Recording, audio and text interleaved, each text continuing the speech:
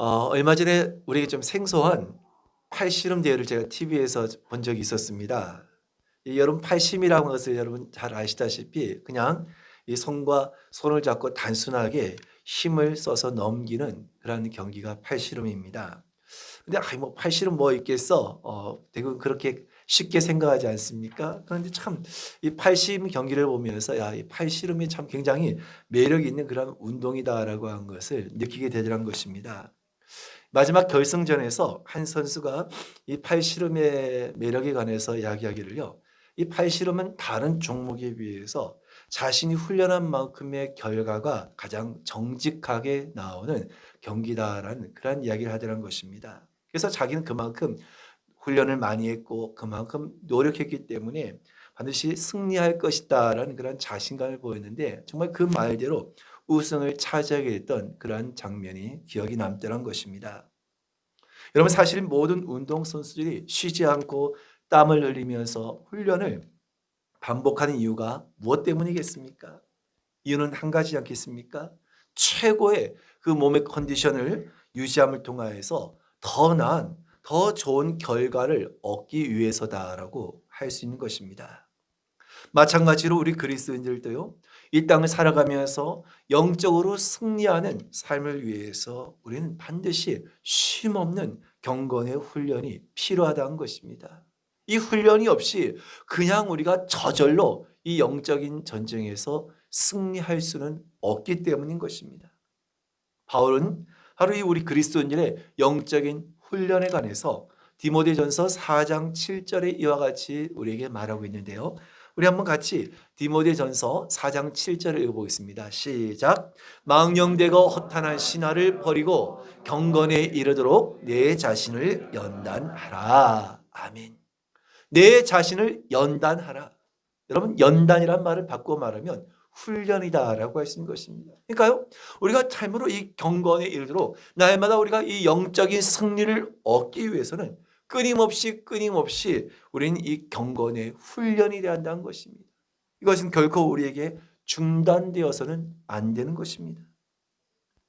여러분 이 세상 사람들을 보게 되면 겉으로 보았을 때는 모두가 다 똑같은 그런 사람처럼 보이지 않습니까?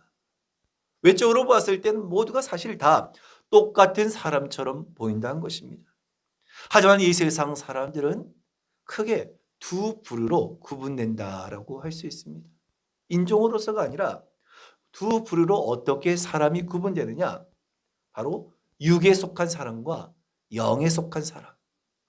모든 인종과 민족을 초월해서 바로 두 부류로 사람을 나눈다고 한다면 육에 속한 사람과 영에 속한 사람, 이 두 부류로 나눌 수 있다는 것입니다. 우리가 겉으로 보았을 때도 이 사람은 정말 영에 속한 사람이구나. 이 사람은 정말 육에 속한 사람이구나. 이렇게 우리가 그냥 겉으로 보았어도 그 어떤 하나의 어떤 특징만 보아도 분명하게 구별되어지는 사람이 있는가 하면요. 이 사람이 정말 육에 속한 사람인지 아니면 이 사람이 정말 영에 속한 사람인지 애매한 그런 사람들도 있다는 것입니다. 여러분 이러한 사람은 어떤 사람이겠습니까?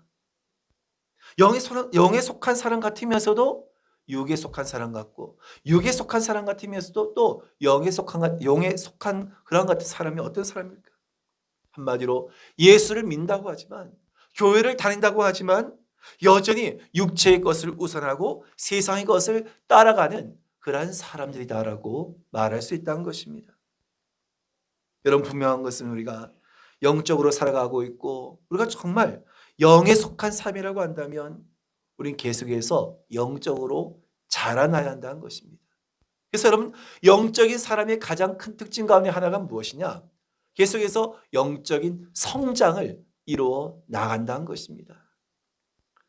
여러분 우리가 이 영적인 성장은 내가 영에 속한 삶이라고 하는 것은 그냥 분명한 증거가 된 줄로 믿으시길 바랍니다. 그런데 문제는 무엇입니까? 우리가 이와 같이 영적으로 성장하고 영적으로 자라나는 데 있어서 필연적으로 우린 이 육체와의 충돌을 피할 수가 없다는 것입니다. 이에 대해서 바울은 갈라디아 교회를 성도를 향하여서 보낸 서신을 통하여서 바로 이 성도들에게 바로 이 육체의 것과 이 영적인 것 그리고 율법과 구원, 이 복음에 관한 것에 관해서 이것을 비유하면서 바로 우리가 어떻게 구원을 얻게 되었고 우리가 어떤 삶을 살아야 할 것이고 우리가 어디에 무엇에 속하여 있는가 하는 것을 바로 이 갈라디아서를 통하여서 우리에게 전해주고 있다는 것입니다. 그런데 바울을 통하여서 갈라디아서의 말씀을 통해서 가장 핵심적으로 전하고 있는 말씀이 무엇이냐? 율법을 지킴으로써가 아니라 믿음을 통해서, 오로지 구원은 믿음을 통해서만 얻게 된다라고 한 것을 바울은 갈라디아서를 통해서 전하고 있다는 것입니다. 그런데요, 바로 이 믿음을 가진 사람들이 반드시 따라할 것이 있는데 그것이 무엇이냐? 우리가 오늘 함께 보신 본문에 앞서서 5절의 말씀을 먼저 보시겠는데요. 5절의 말씀을 같이 한번 읽겠습니다. 시작. 우리가 성령으로 믿음을 따라 의의 소망을 기다리노니. 아멘. 무엇을 따라서요? 성령을 따라서 우리가 살아야 한다라고 말씀하고 있다는 것입니다. 여러분, 문제는 무엇입니까? 우리가 육신의 몸을 입고 이 땅을 살아가면서 성령을 따라서 살아간다는 것. 우리가 육신의 몸을 입고 성령을 따라서 살아간다고 한 것은 바로 영과 육신 간에 늘 충돌이 일어날 수밖에 없다는 것입니다. 여러분, 이것은 이상한 것이 아니라 너무나 지극히 당연하고 정상적인 반응인 것입니다. 그래서 바울은 이것에 관해서 오늘 본문의 17절에 이와 같이 말씀하고 있는데요. 우리 한번 이 17절의 말씀을 같이 읽겠습니다. 시작. 육체의 소욕은 성령을 거스리고 성령은 육체를 거스리나니 이 둘이 서로 대적하므로 너희가 원하는 것을 하지 못하게 하려 함이니라. 아멘. 그렇습니다. 바울은 여기서 육체의 소욕이다라고 이야기하고 있는데요. 바로 이 육체의 소욕은 뭘 한다고 했습니까? 성령을 거스린다라고 말씀하고 있습니다. 또 성령은 어떻게 해요? 성령은 육체를 거스린다는 것입니다. 그러니까 육체는 성령을 거스리고 성령은 육체를 거스리는 서로 완전히 대조적인 그러한 그 모습을 가지고 있다는 것입니다.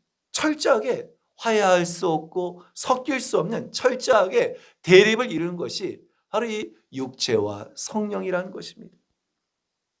이 말은 바꿔 말해서 육체의 소욕은 절대로 성령을 따를 수 없으며 또 반대로 성령 역시 육체의 소욕과 대립하면서 서로 부딪힐 수밖에 없다는 것입니다. 여러분, 이 말씀은 우리가 예수를 믿고 내 안에 성령께서 온전히 거하시면 그동안 우리를 지배하고 있던 이 육체의 소욕이 더욱더 우리를 강하게 저항한다라고 하는 그런 뜻이기도 하다는 것입니다. 그렇기 때문에 우리는 끊임없이 바로 이 육체의 소욕과 우리 그 성령 간의 치열한 그 전쟁이 바로 우리 가운데 늘 끊이지 않고 일어나고 있다는 것입니다. 여러분, 그렇다고 한다면 우리가 예수를 믿으면 그 육체의 소욕이 완전히 사라지느냐? 그렇지 않다는 것을 분명히 우리에게 말씀하고 있지 않습니까? 우리가 아무리 예수를 믿다 할지라도 우리가 아무리 오랜 시간 예수를 믿었다 할지라도 그럼에도 불구하고 이 육체의 소욕이라고 하는 것은 우리가 이 땅에 살아가는 동안 우리가 육신의 몸을 입고 있는 그 동안은 계속해서 이 육체의 소욕은 우리 가운데 남아있다는 것입니다. 우리 안에서 결코 사라지는 것이 아니라는 것입니다. 왜입니까? 우리가 예수를 믿다 할지라도 우리의 육체는 그대로 여전히 이 땅에 있기 때문이라는 것입니다. 그래서 여러분, 우리가 육체를 가지고 있는 동안에는 끊임없이 계속해서 육체의 소욕은 우리가 성령을 따라서 살아가지 못하도록 우리를 공격한다는 것입니다. 여러분, 이것이 바로 우리가 세상을 살아가면서 바로 예수를 믿는 사람들이 경험하게 되는 보이지 아니하는 영적인 싸움이자 바로 영적인 싸움의 실체다라고도 말할 수 있는 것입니다. 여러분, 이 우리 안에서의 영적인 싸움은 어떤 우리 한 사람만의 문제가 아니라 어떤 누구도 예외 없이 이것은 모두가 동일하게 겪고 있는 일이기도 하다는 것입니다. 과거의 위대한 사도로 불렸던 사도 바울조차도 결코 그조차도 예외가 아니었다는 것입니다. 끊임없이 그는 육체의 소욕과 성령 간에서 끊임없이 그 안에서의 그 영적인 싸움이 일어나는 관에서 바울은 자신의 그 곤고함을 로마서 7장 19절 이하에 이렇게 고백하고 있는데요. 정말 이 바울이 그 안에 참으로 육체의 소욕과 그 성령 안에서 치열한 그 안의 영적인 그 싸움을 어떻게 고백하고 있는지 우리 한번 17절과 20절의 말씀을 19절과 20절의 말씀을 같이 읽겠습니다. 시작. 내가 원하는 바 선은 행하지 아니하고 도리어 원하지 아니하는 바 악을 행하는도다. 만일 내가 원하지 아니하는 그것을 하면 이를 행하는 자는 내가 아니요 내 속에 거하는 죄니라. 아멘. 바울조차도 그 위대한 그 바울조차도 그 안에서 끊임없이 이 두 가지가 서로 치열하게 전쟁을 하고 있다는 것입니다. 바울은 그 치열한 전쟁 앞에 끊임없이 그 일어나고 있는 그 싸움에 지쳐서 절망을 합니다. 그래서 얼마나 바울도 지쳤는지 로마서 7장 24절에 바울은 이렇게 고백을 하고 있는데요. 같이 읽겠습니다. 시작. 오라 나는 곤고한 사람이로다. 이 사망의 몸에서 누가 나를 건져내랴. 내가 이제 이 정도만 하면 절대로 죄의 생각이 나를 사로잡지 않겠지. 내가 이렇게 하면 절대로 이제 내가 어떤 육신의 생각이 들지 않겠지. 그렇게 생각했음에 불구하고 돌아서면 또 육신의 생각이 정욕이 또 자신을 사로잡고 또 그런 말미암아서 오늘 그 육체의 소욕과 끊임없이 계속해서 반복되는 그 싸움 속에서 바울은 오라 나는 곤고한 사람이로다 라고 탄식하고 있다는 것입니다. 여러분 그 위대한 바울조차 자신 안에 그 영적인 것과 육체의 싸움이 너무나 치열해서 탄식했던 것처럼 저와 여러분도 사실 우리도 다를 바가 없는 삶이라는 것입니다. 아예 그냥 육에 속하여 산 사람들에게는 오늘 이것에 대한 아무런 생각이 없을 것입니다. 아무런 개념이 없을 것입니다. 하지만 우리가 스스로 영에 속한 삶이라고 생각하기 때문에 우리는 이와 같은 그 두 가지의 싸움이 우리 안에서 늘 끊이지 않는 것을 우리는 알게 되고 그런 마음에서 우리도 바울과 같이 탄식할 수밖에 없다는 것입니다. 여러분 우리가 아무리 우리 안에 성령을 모시고 있다 할지라도 결코 우리는 완전한 존재가 아닌 것입니다. 그렇기 때문에 우리가 이 땅을 살아가는 동안 육체의 소욕과 성령이 충돌하는 것을 경험하며 살아갈 수밖에 없는 것입니다. 내가 이렇게 예수를 오래 믿었는데 내가 이거밖에 안 된 사람인가? 내가 이렇게밖에 할 수 없는가? 스스로에게 여러분 실망하고 스스로에게 여러분 탄식할 때가 또한 얼마나 많이 있습니다.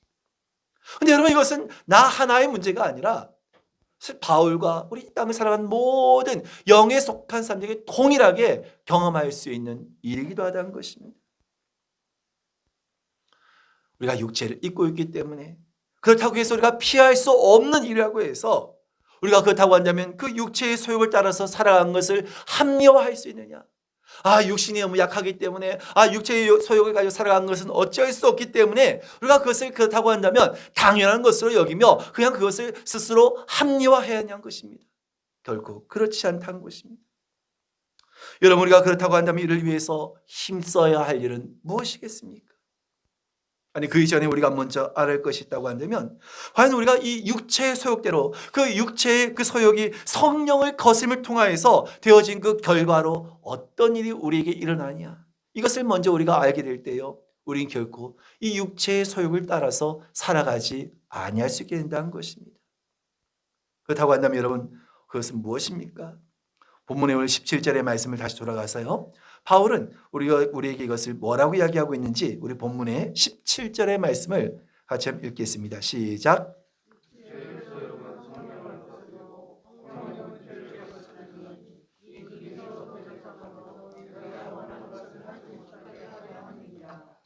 뭐라고 했습니까? 이 둘이 서로 대적함으로 너희가 원하는 것을 하지 못하게 하려 함이라는 것입니다. 여러분 우리 안에서 육체의 소욕과 성령은 지금도 끊임없이 대립하고 있는데요. 대립한다고 한 것은 무엇입니까? 절대로 어울릴 수가 없다는 것입니다. 절대로 조화가 될 수 없다는 것입니다. 여러분 만일 내 마음속에 이것을 할까 저것을 할까 망설이고 고민한 일이 있다고 할 때 이렇게 하면 내가 좋을 것 같은데 혹 성령님이 싫어하실 것 같고 반대로 내가 정말 하기 너무나 싫은데 또 반대로 성령께서는 그것을 너무나 원하시는 것 같고 여러분 이 두 가지가 서로 충돌할 때 사실 여러분 그로 말미암아서 이러시도 저러시도 못하고 얼마나 복잡하고 오늘 그 마음이 힘들 때가 있겠습니까? 내가 이러한 그 갈등에서 내가 이러한 충돌에서 이제는 좀 더 벗어났으면 좋겠는데 문제는 무엇입니까? 아무리 거듭난 성도라 할지라도 아무리 오랜 시간 신앙생활을 했다 할지라도 우리가 이 육체를 가지고 있는 동안에는 육체의 소욕이 충돌하는 것을 결코 우리는 피할 수가 없다는 것입니다. 바울은 참으로 자신이 이와 같은 그 내 안에서 끊임없이 일어나고 있는 육체와 성령 간의 그 충돌에 관해서 오라 나는 공고한 사람이로다. 이 사망의 몸에서 누가 나를 건져내랴. 이와 같이 탄식하지만 그 같은 탄식 이후에 바울은 무엇이라고 고백을 합니까? 우리 로마서 8장 2절의 말씀을 같이 읽겠습니다. 시작.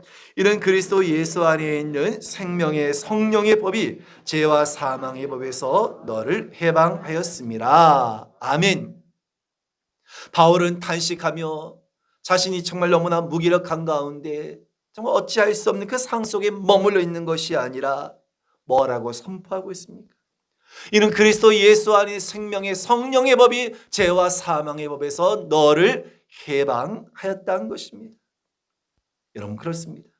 우리 안에는 예수 그리스도 안에 있는 생명의 성령의 법이 여러분 있는 줄로 믿으시길 바랍니다.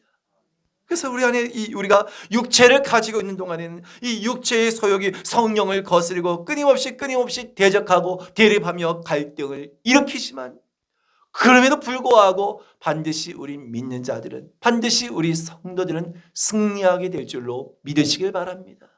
그러니까 우리는 그것이 서로 부딪힌 것에 대해서 두려워하거나 낙심할 것이 아니라 무엇을 바라본다는 것입니까? 끊임없이 두 가지가 우리 안에서 충돌하고 대립을 하지만 그럼에도 불구하고 우리는 반드시 승리할 것이라는 것을 확신하고 믿어야 한다는 것입니다. 바로 생명의 성령의 법이 죄와 사망의 법에서 너를 해방하였음이라는 말씀과도 같이요. 반드시 우리가 믿음의 성도들이 승리하게 된 비결은 어디에 있다는 것입니까? 바로 이 생명의 성령의 법이 인도하는 것을 따르는 것입니다. 그래서 오늘 본문의 말씀에 다시 돌아가서 16절의 말씀을 보면 바울은 무엇이라고 이야기하고 있는지 다시 한번 읽겠습니다. 16절입니다. 시작. 내가 이르노니 너희는 성령을 따라 행하라. 그리하면 육체의 욕심을 이루지 아니하리라. 아멘. 이 두 가지가 육체의 소욕과 성령이 끊임없이 충돌하고 대립한 가운데서도 우리는 어떻게 된다는 것입니까? 너희는 성령을 따라 행하라는 것입니다. 여러분 성령을 따라서 행하라. 성령을 따라라고 하는 의미는요. 성령 안에서 성령에 의해서 너희가 행하라는 것입니다. 그러면 어떻게 된다고요?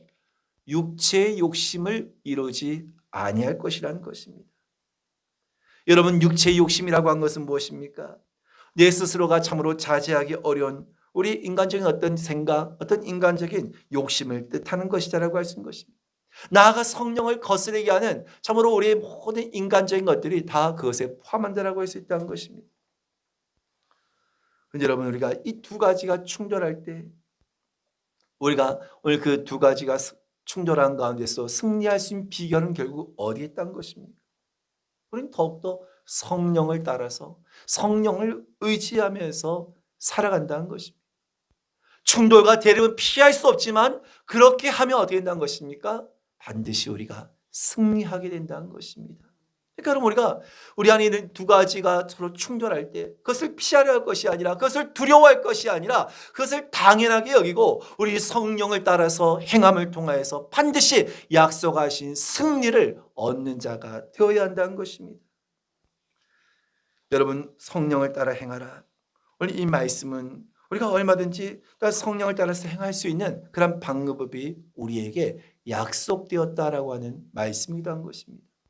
그냥 우리가 알아서 하라는 것이 아니라 성령을 따라 행하라고 말씀했을 때는 반드시 우리로 하여금 어떻게 성령을 따라서 행할 것인가 하는 그 구체적인 방법까지도 성경은 우리에게 말씀해 주시고 있다는 것입니다. 그렇다고 하면 여러분 우리가 어떻게 하는 것이 성령을 따라서 행하는 것이겠습니까?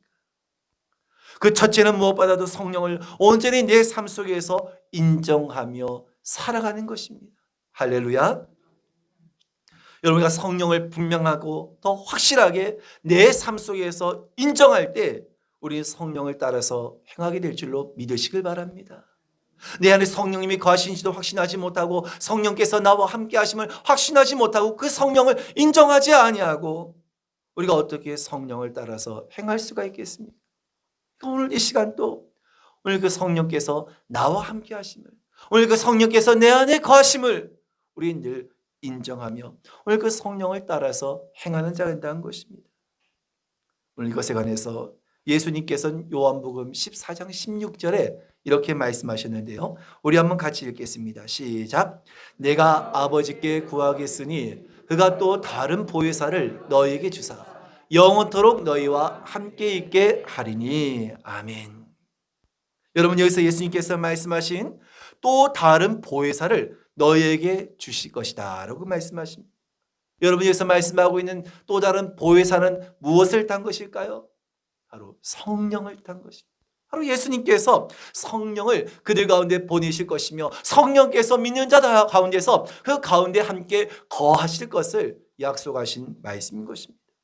여러분, 이 말씀 그대로 우리 이 순간에도 예수 그리스도를 나의 구주로 고백하는 모든 자들에게 오늘 그 안에 성령께서 내주하고 계신다는 사실을 믿으시길 바랍니다. 그래서 우리가 성령을 따라서 행하기 위해서는 무엇을 해야 합니까? 내 삶 속에서 내 안에서 늘 이 성령을 인정하는 그런 삶을 우리는 살아야 한다는 것입니다. 성령님 오늘 시간도 나와 함께 하심을 믿습니다. 성령님 어디든지 오늘 성령께서 나와 계실 줄 믿습니다. 내 안에 오늘 지금도 성령께서 함께 하실 줄 믿습니다. 바로 이것을 늘 우리 입술을 통하여서 인정하며 고백하는 것, 바로 이것을 여러분 우리가 성령을 따라서 행하는 가장 첫걸음이 되어진 줄로 믿으시길 바랍니다. 두 번째는 무엇일까요? 우리가 성령을 따라 행하기 위해서는 말씀을 의지하며 더욱더 기도에 힘쓰는 것입니다. 우리가 성령을 따라 행한다는 것은 막연한 것이 아니라 이와 같이 말씀을 의지하고 그 말씀을 의지하며 기도로 의지하는 것입니다. 여러분, 하나님의 말씀은 우리에게 어떻게 전해졌다고 했습니까? 하나님의 말씀은 사람들이 그냥 아무렇게나 자기 생각대로 기록되어서 우리에게 전해진 것이 아니라 무엇으로요?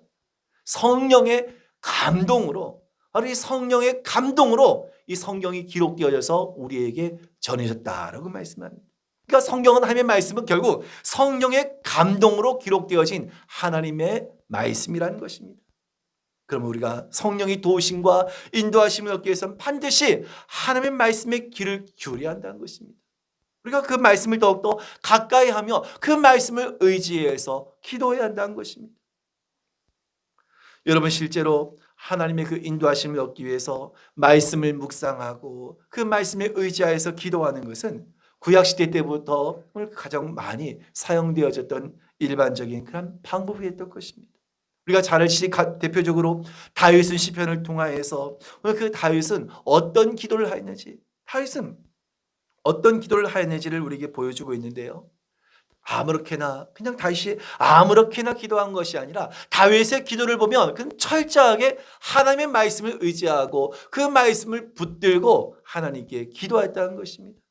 우리 한번 시편 19편 9절 말씀, 8절 말씀을 19편 8절의 말씀을 같이 한번 읽겠습니다. 시작. 여호와의 교훈은 정직하여 마음을 기쁘게 하고 여호와의 계명은 순결하여 눈을 밝게 하시도다. 아멘. 다윗이 아무렇게나 기도한 것이 아니라 성령의 감동으로 기록된 그 말씀을 의지하여서 그 말씀을 붙들고 하나님 앞에 간구하며 기도했던 것입니다. 여러분, 이것이 바로 다윗의 기도였던 것입니다. 말씀을 묵상하고 그 묵상한 그 말씀을 붙들고 기도하는 것, 바로 이것이 성령을 따라 행하는, 성령의 인도하심을 받는 가장 탁월한 그런 확실한 방법이 된 줄로 믿으시길 바랍니다. 바로 이것이 다윗을 통해서뿐만 아니라 수많은 믿음의 사람들을 통하여서 우리에게 전해지고 있다는 것입니다. 여러분, 우리가 말씀을 가까이 하지 않고 말씀을 붙들지 않고 결코 성령을 따라 행할 수 없는 줄로 믿으시길 바랍니다. 우리가 말씀을 들고 오늘 그 말씀을 의지하여서 기도할 때 바로 그것이 온전히 성령을 따라 행하는 것입니다. 여러분, 우리가 말씀을 가까이 하지 아니하고 우리가 기도하지 아니하면 결국 우린 성령을 따라 행할 수가 없게 된다고 했습니다. 성령을 따라 행할 수 없다는 것은 바꾸어 말하면 어떤 뜻입니까? 육체의 소욕을 절대로 이길 수가 없다는 겁니다. 나는 왜 이럴까? 왜 나는 항상 이렇게 늘 넘어지고 똑같은 그런 이 잘못을 똑같은 일을 또 반복해서 할까? 반드시 거기에는 이유가 있다는 것입니다. 성령을 따라 행하지 아니하니까. 그걸 통하여서 늘 육체의 소욕을 이기지 못하고 늘 그 육체의 소욕을 따라서 살아갈 수밖에 없게 되는 것입니다. 여러분, 우리 신앙생활에 문제가 있다고 한 그런 문제가 생겼다고 한 것은요, 반드시 거기에는 이유가 있다는 것입니다. 많은 사람들이 예수를 믿는다고 하면서도 정작 예수를 믿는다고 말 뿐이지 성령께서 함께 하시기를 구하지 아니하더라는 것입니다. 나 예수 믿어. 나 그냥 교회 다녀. 그냥 그걸로만 끝이지. 성령께서 내 안에 거하시고 늘 성령께서 함께 하시기를 구하는 간구를 하지 않다는 것입니다. 성령님을 내 가운데 모시지 아니하는데, 성령께서 내 안에 거하지 아니하시는데 우리가 어떻게 이 육체의 소욕을 이길 수 있겠냐는 것입니다. 말씀을 의지하지 아니하고 기도하지 아니하면 반드시 우린 육체의 소욕을 따를 수밖에 없다는 것입니다. 결국 육체의 소욕에 넘어질 수밖에 없다는 것입니다. 여러분, 예수를 믿는다고 하지만, 교회를 다닌다고 하지만 육체의 소욕을 따라 살아가는 그런 그리스도인 모습은 어찌 보면 가장 비참하고 가장 여러분 불쌍한 모습이지 않겠습니까? 여러분, 삼손이 우리에게 그것을 보여주지 않습니까? 하나님의 그런 능력을 받은 나실인이었음에도 불구하고 삼손이 어떻게 했습니까? 결국 육체의 소욕을 따라감을 통하여서 그 머리가 깎여지게 되고 그 눈이 뽑히게 되어지고 그 마지막 그 삼손의 그 모습이, 그가 영적인 그 힘을 잃어버리게 되었을 때, 그 육체의 소욕을 따라 살아갔을 때 그 마지막이 얼마나 비참한 모습이 되었습니까? 모든 사람이 두려워하던 그가 한순간에 모든 사람들에게 조롱거리가 되어지고 말았던 것입니다. 여러분, 예수 믿는 사람들에게 이와 같이 오늘 그 영적인 힘을 잃어버리고 세상에서 정말 이 육체의 소욕을 따라 살아갈 때 그 마지막의 비참한 모습은 삼손과 다를 바가 없을 것이란 것입니다. 그럼 우리가 할 것은 무엇입니까? 날마다 오늘 우리 성령의 도우심을 의지하며 성령의 그 다스림 가운데에서 성령을 따라 행함을 통하여서 우린 육체의 소욕을 이기는 자들이 되어야 한다는 것입니다. 내 힘으로 하려고 해서는 안 된다는 겁니다. 내 의지나 내 신념으로도 결코 안 된다는 겁니다.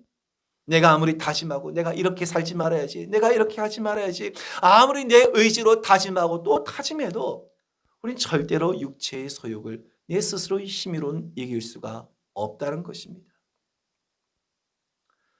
여러분, 18절의 말씀, 오늘 본문의 말씀 18절의 말씀을 같이 읽겠습니다. 시작. 육체만 성령의 인도하신 바가 되면 율법 아래 있지 아니하리라. 아멘. 너희가 만일 성령이 인도하신 바가 되면 율법 아래 있지 아니하게 될 것이란 것입니다. 결국 우리가 육체의 소욕을 이길 수 있는 비결은 어디에 있다는 것입니까? 우리가 온전히 성령을 따라 행할 때, 성령이 우리 가운데 거할 때 우리는 반드시 승리함을 얻게 될 것입니다.